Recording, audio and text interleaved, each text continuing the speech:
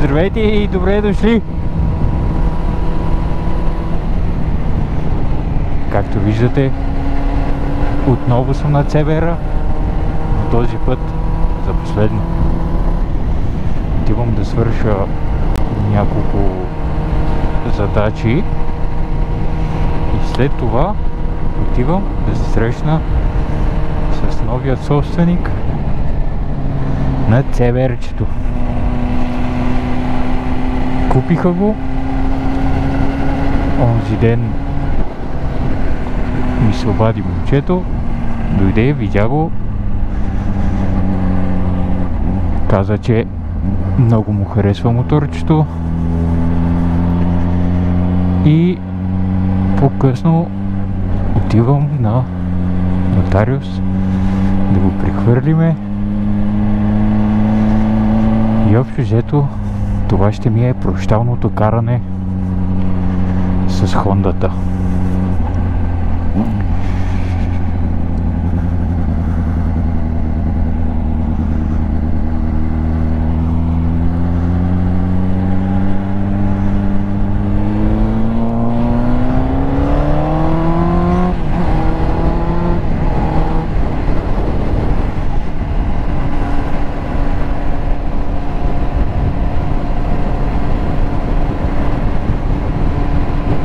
Момчето точно изкарало книжка, даже още не си я взел. Това ще му е първият мотор. Мога да му пожелая да внимава, като за първи мотор CBR. Много безаварийни километри, много приятни емоции, много усмивки да му носи и да кара умната. След нотариуса ще се включа отново, защото понеже той няма книжка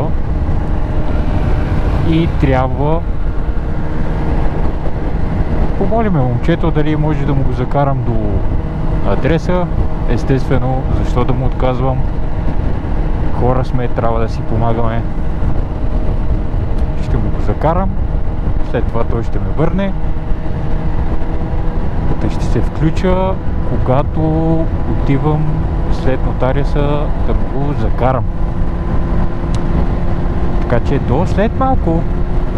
За мен е 2-3 часа, за вас 1 секунда.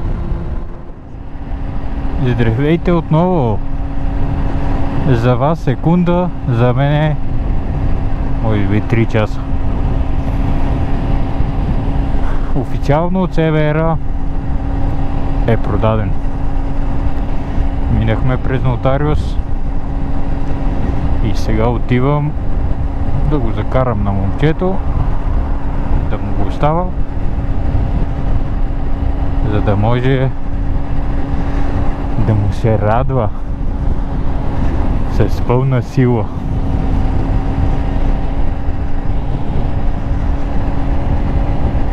Последно каране. Прощално. Моторчето е супер.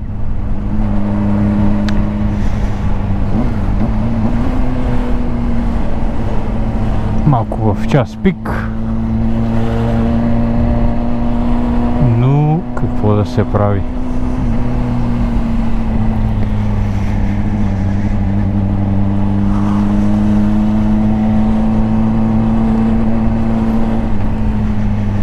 Мотора, мога да кажа, какво да кажа, аз не знам.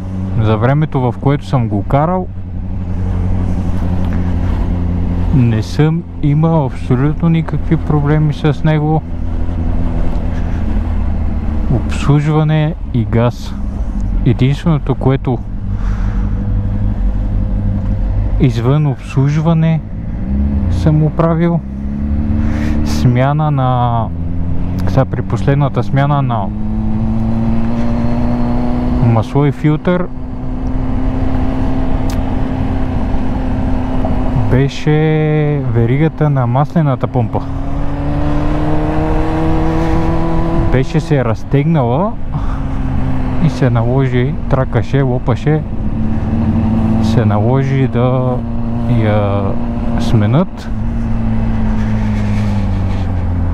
И другото, което то не е проблем, на задната джанта лагерите, който гледа, може би в Инстаграм бях публикувал, бяха станали бяха разджасали, бяха на сол, счупени. Това е, което съм оправил. Никакви ядове не ми е давало моторчето, вярно ми е служило. Хубави моменти сме си имали с него.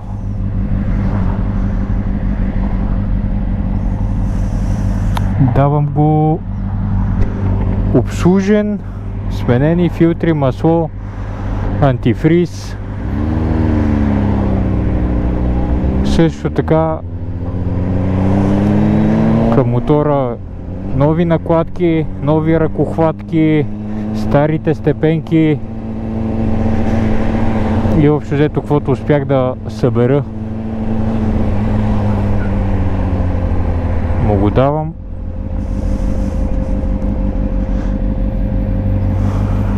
Към мотора, защото те така ли иначе не ми трябват.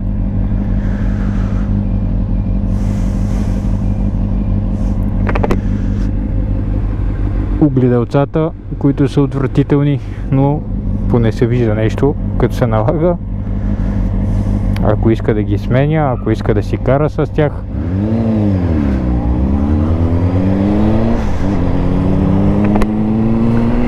Също така имах една чисто нова ангренажна верига и него ми я давам, ако се наложи някога след време, дано не се налага, но доколкото ми е известно, трудно може да разтегнеш ангренажна верига на Honda, така са казвали.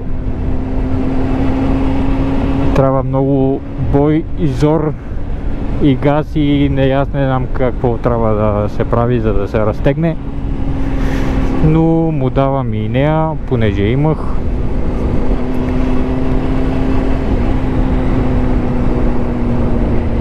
Общо взето много да му се радва. Това мога да му пожелая.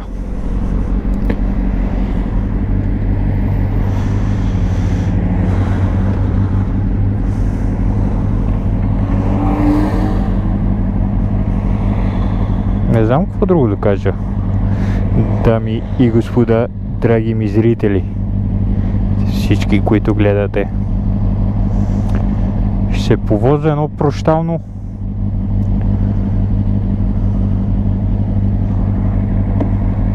Да запомниме CBR-а,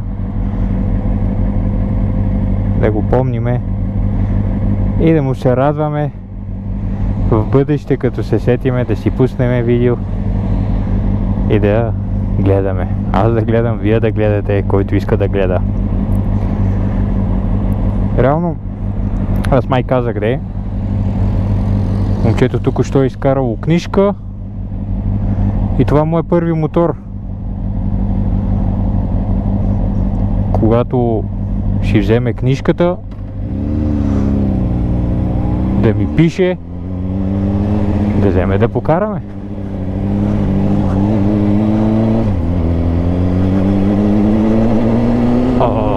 Повета. Обаче, сега едно сравнение ще направя с BMW-то. Ще поговоря малко. Може да е дълго видеото, но фото такова.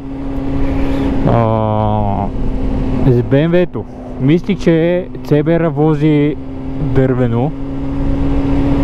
То не, че BMW-то вози дървено, просто самото качване е електронно, регулира се там и е доста твърдо. CBR реално много меко вози, много приятно.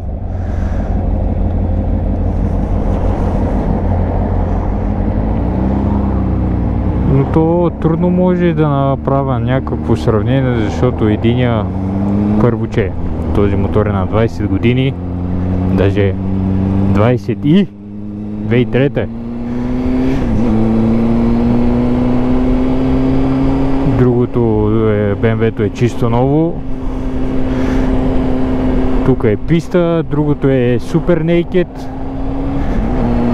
Но когато покарах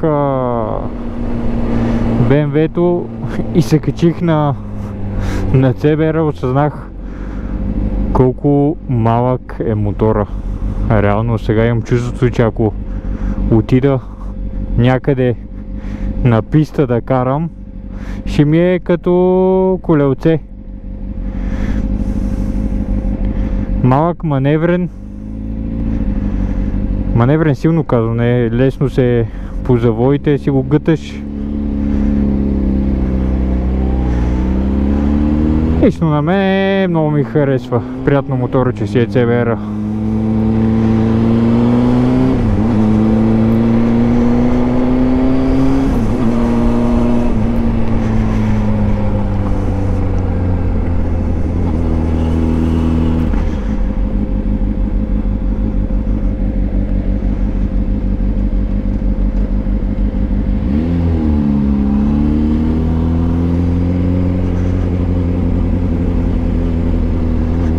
В Княжево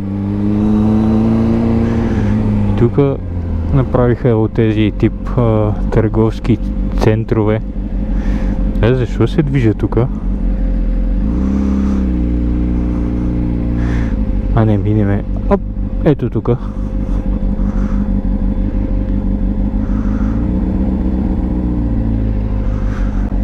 Много трафик, много нещо.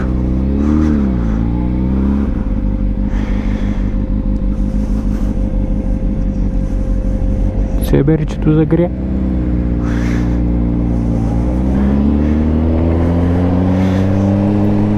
В друго видео, следващо или в последващо, не знам, ще ви кажа защо, защото всеки ме пита защо не си взе S1000RR, защо не си взе S1000RR, защо не си взе RR, а си взе Naked Bike. В следващото видео ще ви кажа защо избрах BMW S1000R.